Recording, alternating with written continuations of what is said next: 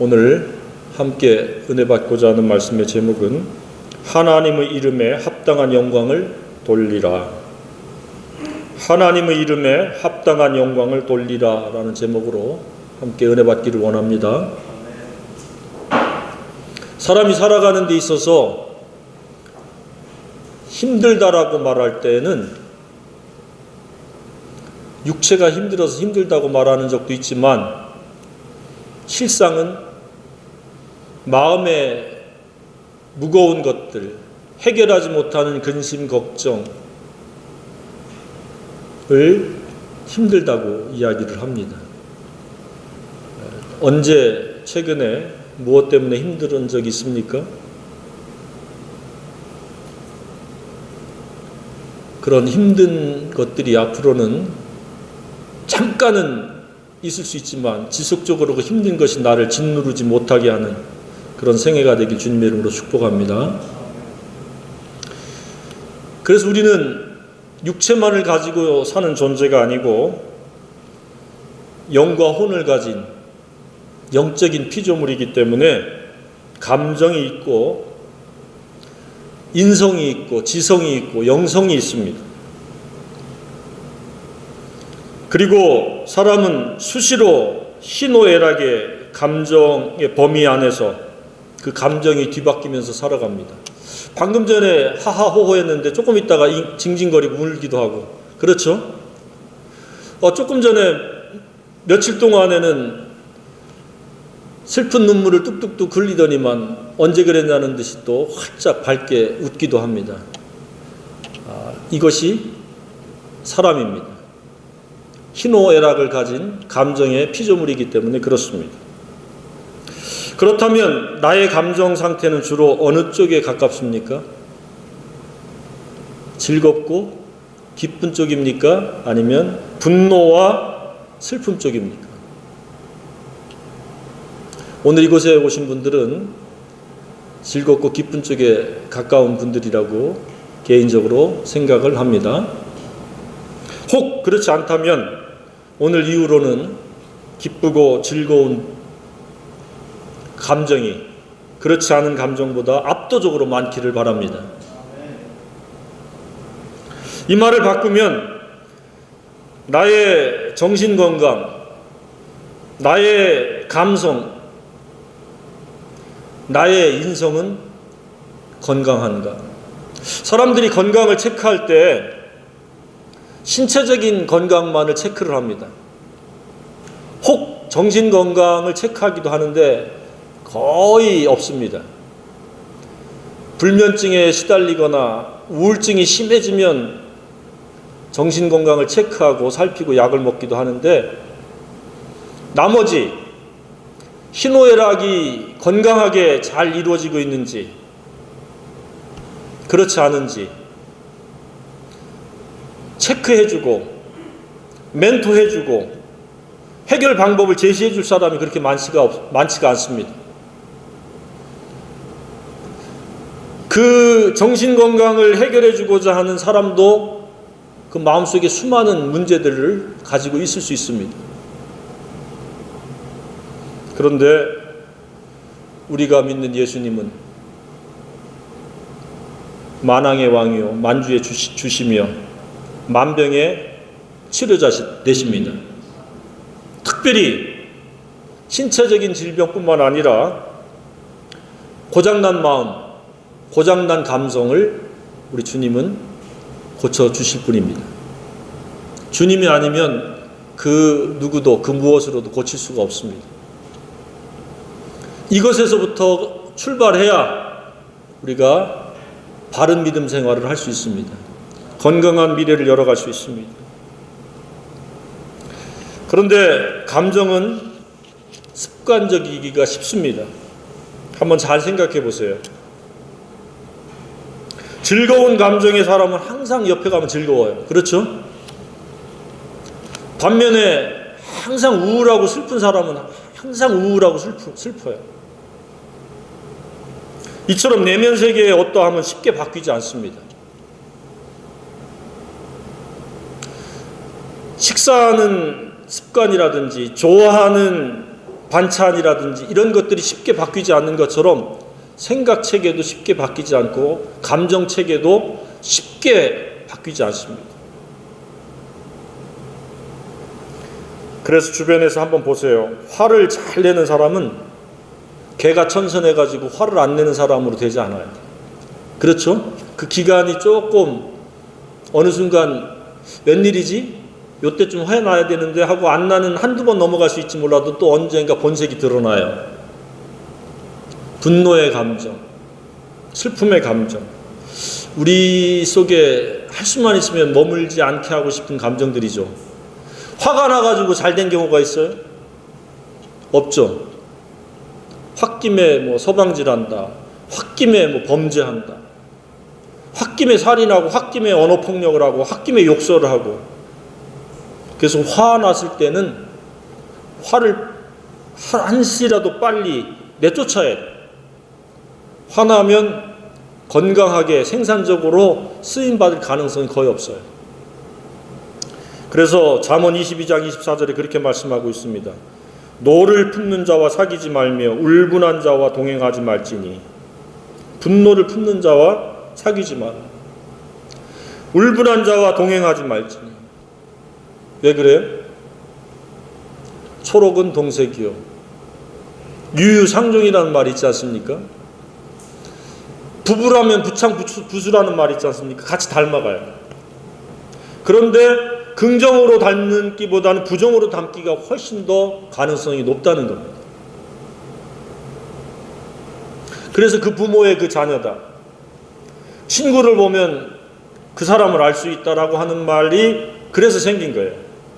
누구와 사귀느냐에 따라서 원래 그렇지 않았다 할지라도 유사하게 닮아가는데 나쁘게 닮아간다는 거예요.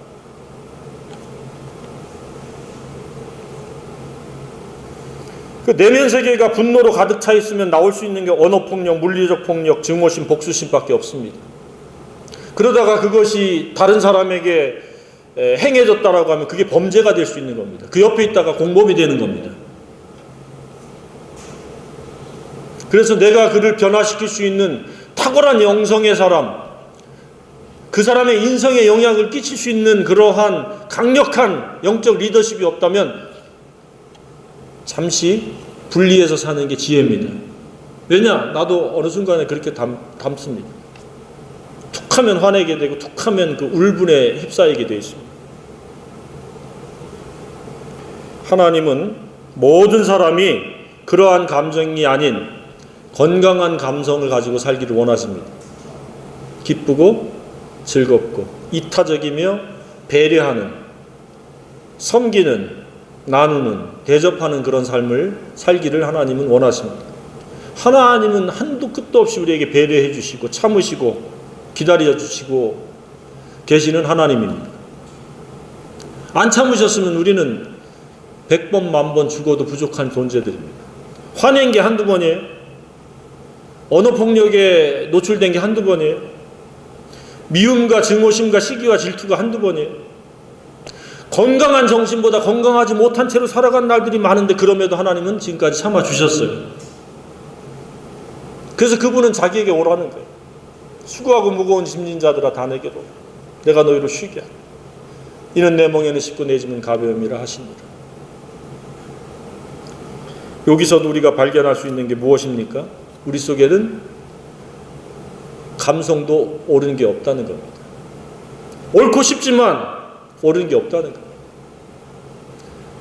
그래서 우리가 이 두 가지가 충족이 돼야 되는데 즐겁고 기쁘고 유쾌하게 행복하게 살려면 첫 번째는 내가 옳음에 합당한 것.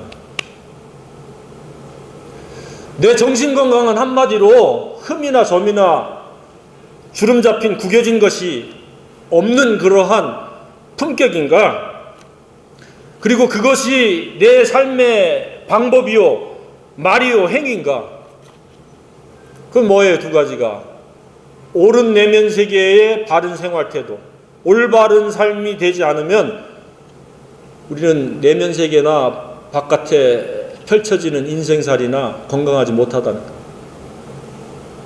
두 가지가 반드시 충족이 되어야 한다는 겁니다. 근데 이 세상의 기준과 잣대로는 윤리도덕으로도 문제가 없는 것처럼 옳은 것처럼 이야기하고 있는데 하나님 그렇게 생각하지 않습니다. 내면 세계가 정직하게 깨끗해야 되고 옳음에 충족되어지려면, 그리고 옳음을 그 깨끗함에 더 나아가서 아름답다는 수식을 붙일 수 있어야 된다는 사실입니다. 바름은 무엇이에요? 그 아름다움이 삶으로 수행되어지는 것, 실행되어지는 것, 쉽게 이야기하면 그것이 바르다는 거예요. 그럼 나는 무엇이 나를 이끌고 갔는가? 옳음과 바름인가? 아니면 그냥 내 본성이 이끄는 대로 그냥 익숙되게 지금까지 살아왔는가? 그렇기 때문에 우리가 우여곡절을 당하고 슬픔을 당하고 마음에 힘든 그런 상황을 맞이하게 되는 겁니다. 즉 행복이 파괴되어지는 그런 감성의 상태를 자주 맞이하게 된다는 겁니다. 슬프고 성을 내고 모가 나서 날카로우면 삶도 반드시 그렇게 되어집니다. 비례합니다. 그래서 이 세상에는 기질적으로 조금 부드러운 사람들이 있어요. 도토리 키재기인 듯 하지만 그래도 그나마 그런 사람들은 우여곡절이 적어요. 그런데 마음에 막 날카롭고 뾰족하고 모가 나고 막 앙칼지고, 예를 들자면 더럽고 추하면 삶도 딱 똑같이 그렇게 가요. 그러니까 우연한 우울도 재수 없는 슬픔도 없어요. 원인 없는 더러운 삶도 없어요. 음란하고 더럽고 폐역한 삶은 그 속이 더러우니까 그것을 그대로 표출하는 거예요. 마음의 옳음과 삶의 바름이 없으면 역기능적인 결과는 너무도 당연한 일인 거예요. 왜 저 사람이 저렇게 살지? 라고 하는 것은 재수가 없어서 그렇게 사는 게 아니라 그 마음의 가치관과 인생관이 그런 거예요. 한마디로 옳음이 아닌 불의한 생각을 가지고 있는 거예요. 더러운 생각, 악한 생각, 모간한 생각, 교만한 생각. 그러니 그것이 생각이 지배하고 있으니 말로부터 행위로부터 그렇게 나올 수밖에 없는 거예요. 그래놓고 그런 사람들의 특징은 원망, 불평을 많이 한다는 사실이에요.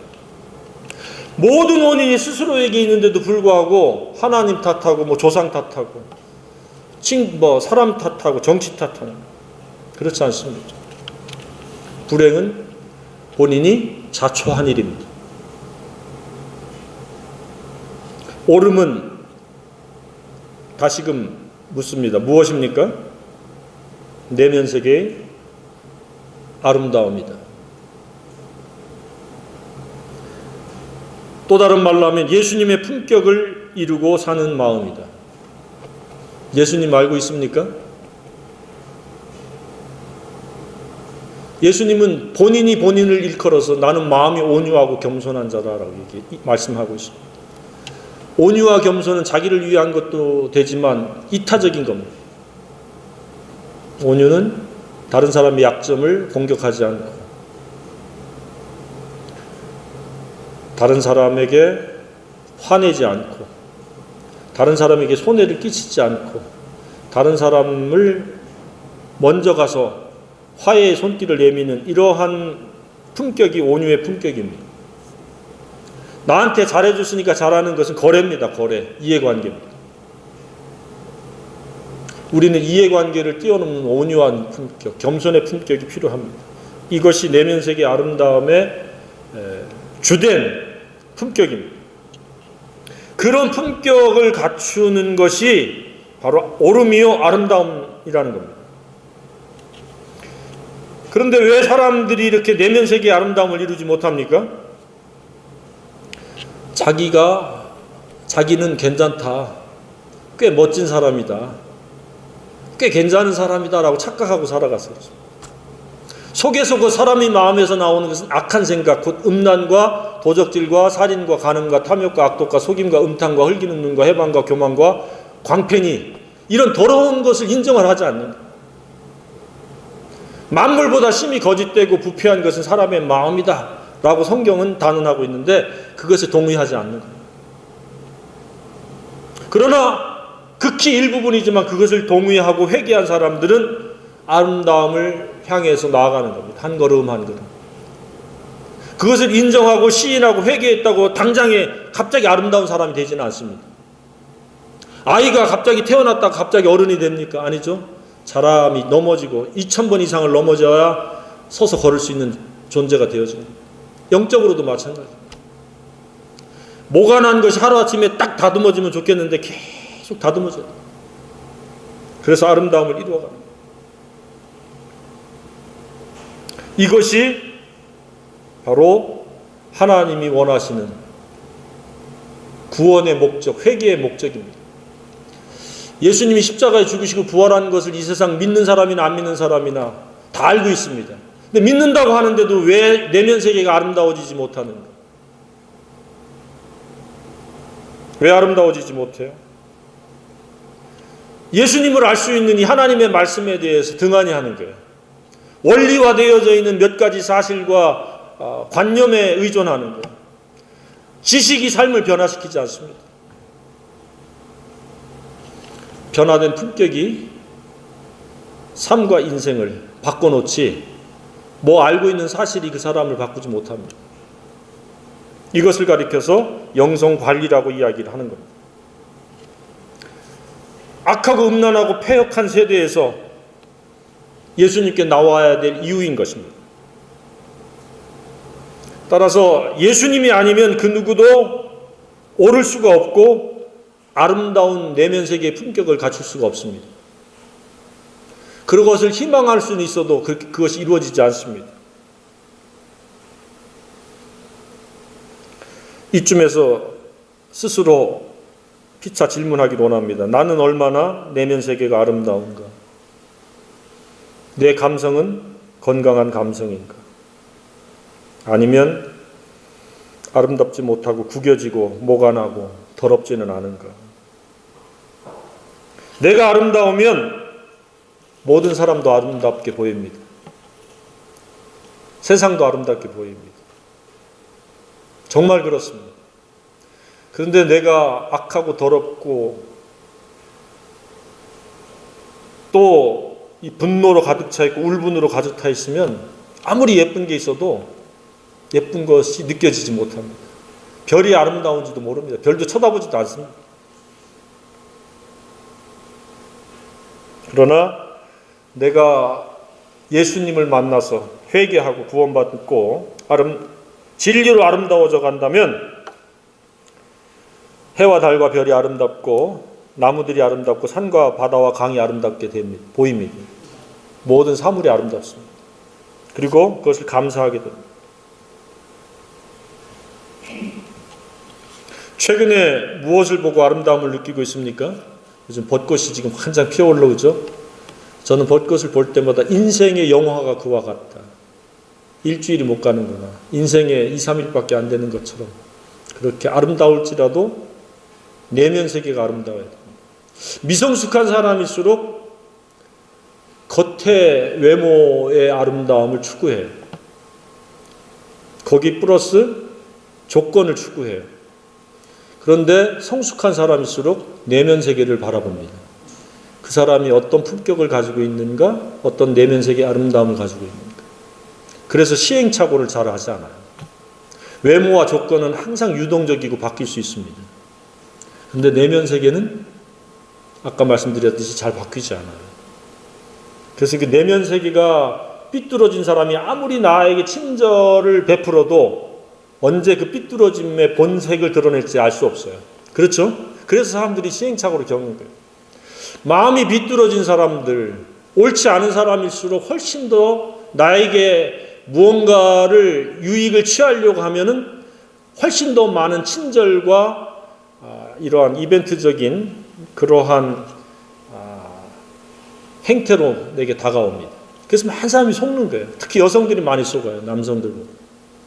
남성들은 현실적인데 여성들은 좀 감성적인 데가 더 많다 보니까 친절만 보는 거예요.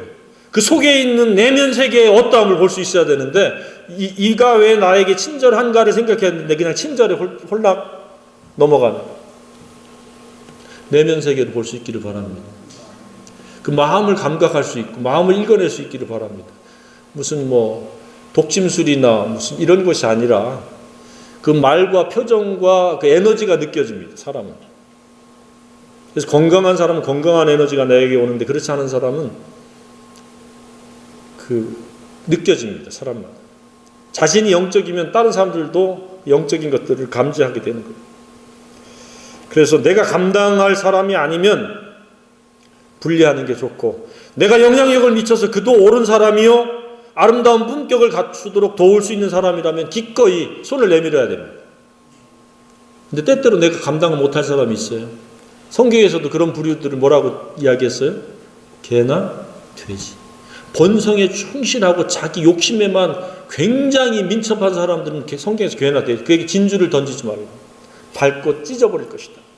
그렇지 않은 사람들은 미처 몰라서 깨닫지 못해서 그런 사람들, 깨달으려고 하는데 그 멘토가 없어서 그런 사람들에게는 기꺼이 손을 내밀어서 도와줘야 돼. 함께 옳은 길로, 함께 아름다움을 추구할 수 있는 그 품격을 이루고자 하는 그러한 대로 나아갈 수 있도록 도와줘야 돼. 그런 사람들이 세상에 부지기수로 많아요. 그래서 우리가 이 유튜브 사역도 하는 것이고 또 누군가를 만나려고 하는 것이고, 불특정 다수에게 우리는 비용을 받지 않고 기꺼이 우리는 희생하겠다고 함께 기도하고 있고 그 일을 지금 시행하고 있다고 생각을 합니다. 하나님께서 기뻐하시리라고 저는 믿습니다. 그래서 사람들은 건강하면 신체와 오장육부만 생각합니다. 정말 중요한 건강은 영성, 인성, 지성, 감성입니다. 이런 말들이 잘 세상에서 사용하지 않죠. 학교 교육으로는 지성 정도는 인성 정도는 이야기하는데 영성? 듣도 보도 못한 단어네. 근데 우리는 영적인 피조물입니다. 그래서 영성 관리가 굉장히 중요한 겁니다. 영성 관리는 멘토도 중요하지만 가장 중요한 것은 이 하나님 말씀 성경 진리입니다. 진리가 내 품격을 이룰 수 있도록 하는 것이 영성관리입니다. 근데 영성관리라는 말조차 모르고 산다면 그는 영성에 대해서 죽은 자요 망가져 있을 가능성이 매우 높습니다. 그러니까 모든 것은 영성에서부터 시작해서 인성, 지성, 감성에 영향을 미치고 그것이 신체에 영향을 미치고 그것이 사회적으로 경제적으로 인간관계에 영향을 미친다는 걸 알아야 되는데, 영성을 딱 빼놓고 노력으로 무슨 방법으로 무슨 인간관계 기법을 통해서 처세술을 통해서 인간관계를 맺으니까 이해관계에 있을 동안에는 관계가 되지만 이해관계가 끝나면 다 남남이 돼버려요. 제 갈 길로 가는. 정말로 공동체가 되고 친구가 돼야 되는데 그러지 못한 이유가 이해관계로만 사람을 맺는 거예요. 영성관리라는 말을 잘 이해하고 깨닫기를 주님의 이름으로 축복합니다. 우리는 관리해야 될 게 굉장히 많아요. 시간 관리해야 되죠. 자기에게 주신 재능을 관리해야 되죠. 그걸 또 빛나게 해야 되죠. 그러나 가장 중요한 것은 영성관리. 영성관리를 실패하면 나머지도 잘 되는 듯 하다가 끝나는 거예요. 가정에서 영성관리하는 것을 잘 배울 수 있으면 좋으련만 그렇지 못하니까 오늘날 정말로 건강한 교회, 균형 잡힌 건강한 교회에서 영성교육과 영성관리하는 그런 경건의 연단, 훈련을 받아야 돼요. 그렇지 않으면 우리는 참담한 오늘과 고통스러운 내일을 맞이할 수밖에 없고 더 나아가서 영원한 고통으로 우리는 처해질 수밖에 없습니다. 영성교육의 핵심은 진리로 생각체계를 이루는 겁니다. 내 속에 있는 악한 생각, 더러운 생각, 모간한 생각, 온유하지 못하고 교만한 생각들을 체인지하는 겁니다.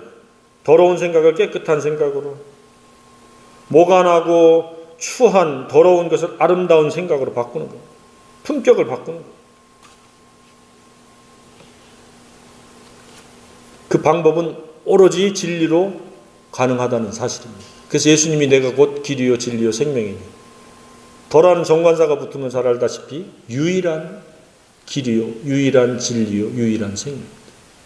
그러니까 진리가 아니면 우리 영성관리 영성교육은 가짜입니다. 그러니까 최소한 하나님의 말씀을 날마다 읽기만 읽어도 우리의 품격은 바뀌게 되어 있습니다. 왜? 말씀을 읽을 때 성령께서 조명해 주시고 우리의 내면 세계를 비춰주시고 무엇이 문제인지를 알게 해주시는 겁니다. 우리는 더러움에서 깨끗해져야 됩니다. 더러움에서 아름다움으로 바뀌어야 됩니다. 악함에서 선함으로 바뀌어야 됩니다. 성경을 기록한 목적이 바로 그겁니다. 모든 성경은 하나님의 감동으로 된 것으로 교훈과 책망과 바르게 함과 의로 교육하기에 유익하니 이는 하나님의 사람으로 온전케 하며 모든 선한 일을 행할 능력을 갖추게 하려 합니다. 우린 선한 게 없습니다.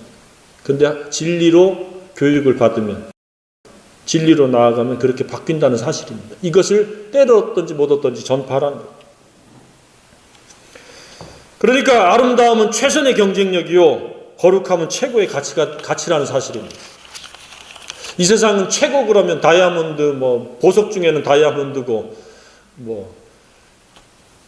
재물로는 돈이고, 명예로는 출세고 그러는데 하나님께서는 사람의 성공 여부를 사회적으로, 경제적으로 평가하지 않고 내면 세계의 아름다움과 거룩함으로 평가하신다는 사실입니다. 그러니 세상에서 보는 관점하고는 전혀 다른 사실입니다.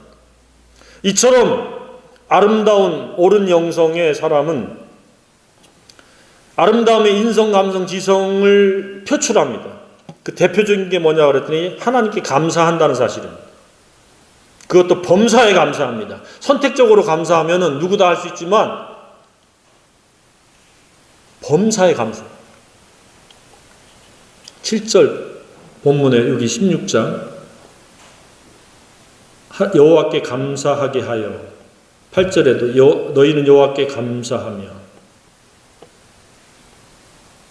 34, 35절에도 여호와께 감사하라 35절에도 거룩한 이름을 감사하며 아름다운 품격에서 나올 수 있는 것은 감사와 찬송입니다. 근데 아름답지 못하면 감사와 찬송 안 나옵니다. 대신 뭐가 나와요? 불평, 원망, 짜증, 분노, 울분이 쏟아져 나옵니다. 아름다운 품격으로 말미암아 감사가 시도 때도 없이 나오는 그런 생애가 되길 주님으로 축복합니다. 저는 최소에 하루 수십 번은 감사합니다. 그냥 의식적으로도 감사할 때 있고 무의식적으로도 감사하고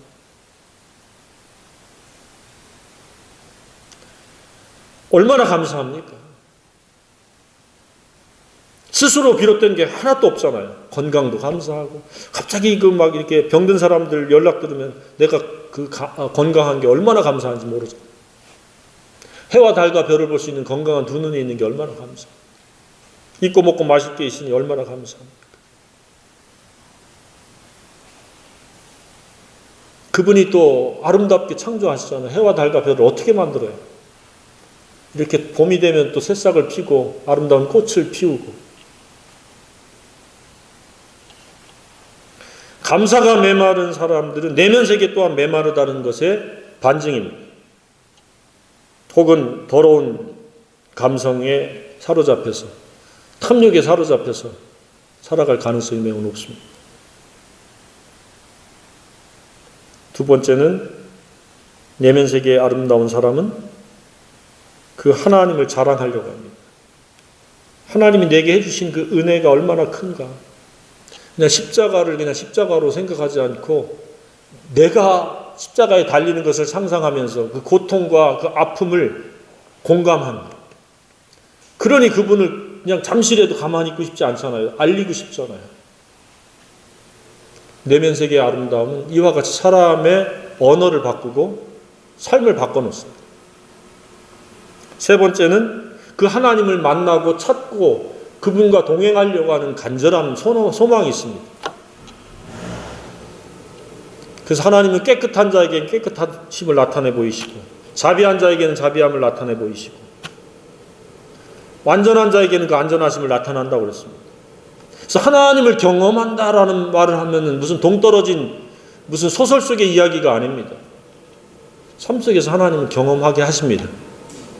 그 경험들이 한두 가지가 아닌 굉장히 많아지기를 주님의 이름으로 축복합니다. 그래서 예수 믿는 자 만나면 이렇게 말이 많냐 그러잖아요. 하나님을 경험한 게 많으니까 할 이야기가 많아집니다. 내가 이러이러했는데 이렇게 변화시켰다부터 시작해서 최근에 이러이러한 경험, 하나님의 은혜를 경험했다. 그리고 나는 그분과 동행하기 위해서 이렇게 한다다가 하면 한 2시간 갈 수 있잖아요. 그 이야기만 해도 다. 저는 나가면 1분이 시간이 주어지면 1분 동안 그분에게 필요한 말씀을 성령을 의지해서 얘기합니다. 내 간증을 이야기하고 필요성을 이야기하고 중요성을 이야기하고 한 번도 그렇게 그냥 지나친 적이 없어요. 마트에 가든 어디 가든. 듣든지 아니 듣든지는 그 사람의 몫이고 나는 해야 될 책임이 있고 역할이 있으니까 하는 거예요. 성경 전체가 이것을 이야기하고 있습니다. 어떤 구절은 성경 전체를 함축하는데 오늘 본문이 바로 성경 전체를 함축하는 겁니다. 뭐예요? 아름답고 거룩한 것. 이거는 또 다른 데서도 나와요. 시편에서도 나오고 또 뭐 유사하게 나오는데 오늘 이 구절만 제대로 이해하고 깨달아도 성경 전체를 함축적으로 통전적으로 이해한 겁니다. 그것이 품격을 이뤘다는 것은 아닌데 이해했다는 거예요. 그러니까 오늘 구절은 어떤 구절이다? 굉장히 중요한 구절. 뭐다? 우리가 하나님이 아름답듯이 우리도 아름다워야 된다는 거예요. 그런데 너무나 예수님 십자가를 앞세워서 아름답지 못한 것을 애통해하거나 회개하지 않는 거예요. 아, 나 때문에 예수님 죽으셨는데 나 천국 갈 거야. 뭐가 문제야? 라고 그냥 다 생략해버리는 거예요. 다 뛰어넘어가 버리는 거예요. 자기 마음대로. 우리는 아름다워야 됩니다. 꽃은 쓰레기더미에서도 핍니다. 근데 잡초는 아무리 가꿔놓은 화단 속에서도 잡초일 뿐입니다. 하나님은 우리가 잡초가 아닌 아름다운 꽃이요 열매 맺는 아름다운 나무가 되기를 원하시는 겁니다. 회개하는 이유도 그거예요. 성령을 보내주신 이유도 우리를 아름답게 하시려고. 왜? 우리를 창조하신 것은 장난 삼아서 창조하신 것이 아니고 실험 삼아 창조한 것이 아니고 영광 받으시고 하나님과 같은 부류가 되어서 하나님과 영원히 동행하기 위해서 하나님 우리를 창조하시고 이 땅에 살아갈 수 있는 기회를 주신 거예요. 그러니 이게 얼마나 중요한 구절이에요. 하나님께 영광을 돌리고자 하는 마음이 없으면 그 삶은 이미 바람에 나는 겨와 다를 바 없어요. 아무리 자기가 큰 소리를 치고 뭔가를 내세우고 앞세워도 그 사람의 바람에 나는 겨와 다를 바가 없어요. 내가 이 땅에 태어난 이유는 하나님 영광을 위해서다. 먹든지 마시든지 무엇을 하든지 하나님 영광을 위해서 하라고 그랬잖아요. 바울이. 사나 죽으나 너희는 주님의 것이라고 말씀하셨잖아요. 그런데 사나 죽으나 주님의 것이요 하나님께 영광 돌리기 위해서는 어떻게 해야 되냐? 아름다워야 된다는 거예요. 아름다워야. 이것 때문에 우리는 날마다 싸워야 됩니다. 하루를 내가 아름답게 살고자 시작하느냐, 그리고 그 아름다움을 유지시키면서 표출하느냐, 아니면 그냥 일어난 채로 눈 씻고 밥 먹고 그냥 그 더러워지고 악하고 타락한 그 본성 옛사람을 가지고 타락한 채로 살아갈 것이냐. 아침부터 영적 전투예요. 영성 관리고. 그 표식이 뭐냐? 하나님 말씀으로 내가 달려가느냐. 이건 누가 다시는 해줄 수가 없어요.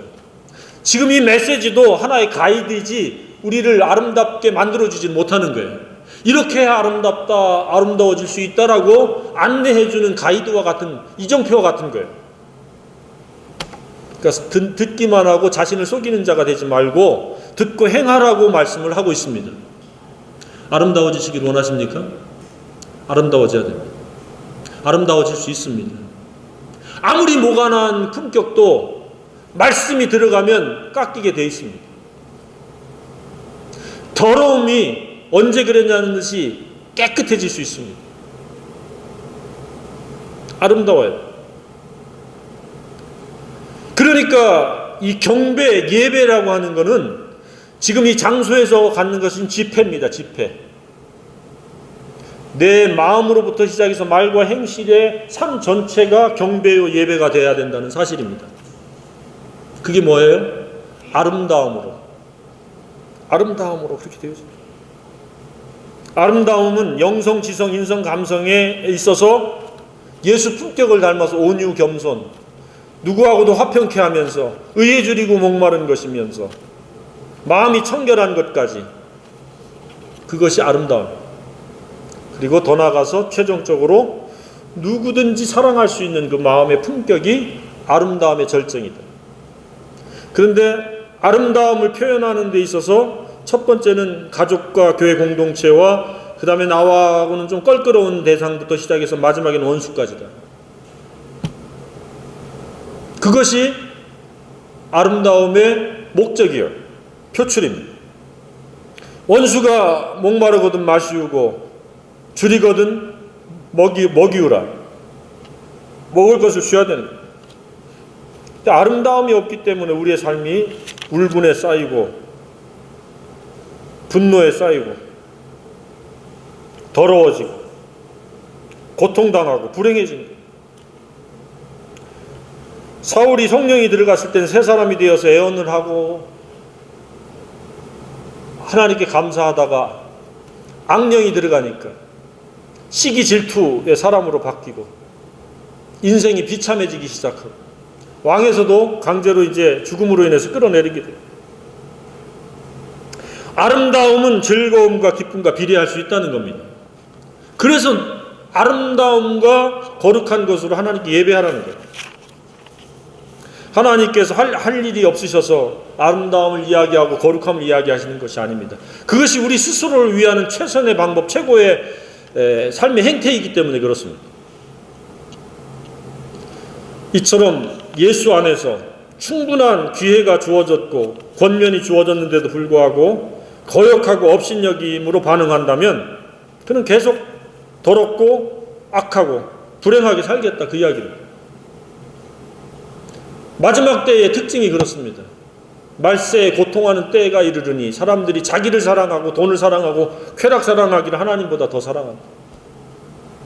진리를 사랑하고 하나님 사랑하기 바랍니다. 하나님을 사랑한다라고 하는 것은 추상적으로 하나님을 사랑하는 것이 아니라 말씀으로 계신 하나님을 사랑하는 겁니다. 하나님은 영으로 계시면서 말씀으로 계시고 육체로 오신 분은 예수님입니다. 예수님은 우리를 깨끗게 하시려고 대신 죗값을 지불하신 분이고, 진리는 우리의 인격을 변화시켜서 아름답게 하려고 진리를 우리에게 주신 겁니다. 이것을 좀 이해하시길 바랍니다. 근데 오늘날 하나님의 말씀을 그냥 액세서리잖아요. 휴대폰에 꺼내가지고 이렇게 보거나, 그것도 다행인데 하나님의 말씀을 사랑하는 것이 하나님을 사랑하는 것이고 아름다움을 추구하는 가장 확실한 표식입니다. 이처럼 사람이 살아가는 방법은 품격의 아름다움이어야 한다는 사실입니다. 품격이 아름답지 못하면 위선입니다. 그리고 그 품격이 아름답지 못하고 더러우면 더러운 것이 반사되고, 뭐가 나은 것은 뭐가 나은 것이 반사되어 오는 겁니다. 당장에 반사되는 것도 있고 돌아서 반사돼서 오는 것도 있고. 그래서 사람은 무엇을 심든지 그대로 거두는 겁니다.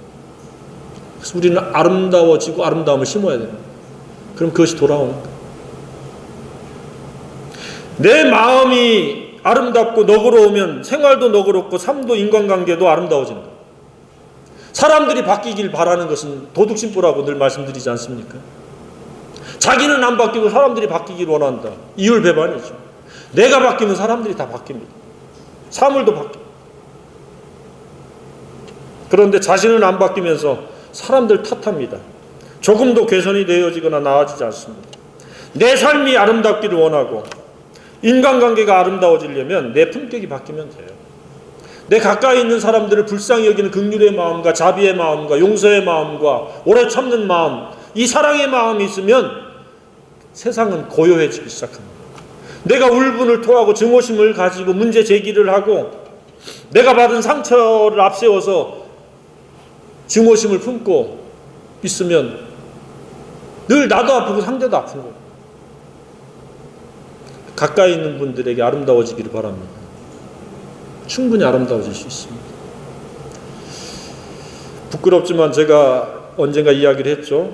가까이 있는 사람은 자기 자신이 그 사랑의 시를 쓰는 미완성의 사랑의 시를 대상입니다. 자녀도 그렇고 자기의 배우자도 그렇고 자기가 만나는 사람들, 모든 사람들은 내 사랑이라고 생각하시길 바랍니다. 내 사랑이 가까이 오네. 내 사랑이 내 옆에 숨을 쉬네. 내 사랑이 밥을 먹네. 내 사랑이 웃고 있네. 속에서 시를 계속 쓰세요. 그리고 그 사랑으로 반응하세요. 그는 그고 나는 나고 내 감정만 중요하고 상대는 감정이 중요하지 않다라고 하는 이기심에 머물지 마시고 사랑의 미완성 시를 쓰세요. 나는 계속 쓰고 있어요. 그럼 내 마음이 따뜻해져요.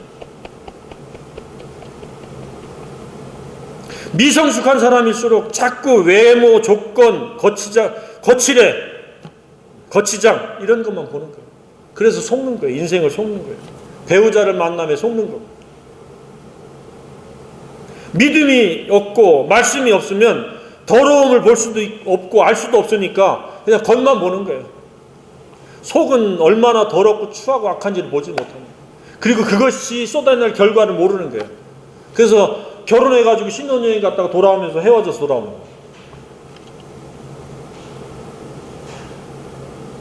수많은 가정들이 왜 깨어집니까?